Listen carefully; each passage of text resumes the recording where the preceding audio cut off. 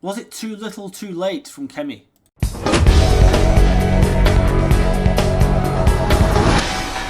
As you know, I made a video last week praising Kemi Badenoch, probably for the first time actually, since her PMQ performance, which is normally atrocious, but last week she was extremely good and had Starmer on the ropes all the way through. Made him look like an arrogant tosser, to be quite honest, but it's now being reported that at CCHQ, the Conservative Party headquarters, the staff are having to hold crisis talks over the lack of funding that they have and the current polling situation, which actually isn't improving at all under Kemi and is going down. In fact, the only political party that is improving in the polls at the moment is Reform UK. Shadow ministers are apparently having to use their own parliamentary payrolls to find private donations to hire advisors, which really I don't think should be allowed, should it? Because that's party political business, but taxpayers' money is being used to fund it. Maybe that needs to be investigated as well.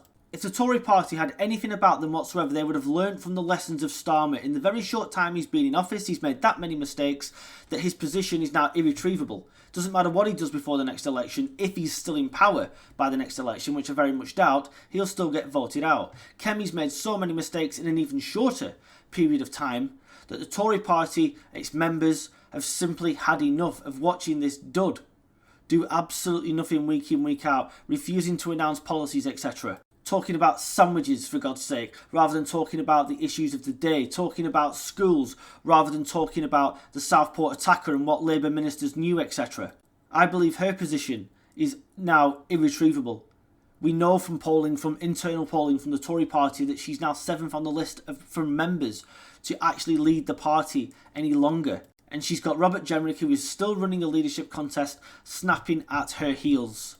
But of course it would be humiliating to step down so quickly, so she's going to have to keep plodding on for a bit longer to try and make sure she isn't the shortest leader in history or something. I mean, of course, this has been made worse by Tory MPs who've got rid of leader after leader after leader that the membership voted for just to satisfy their own egos.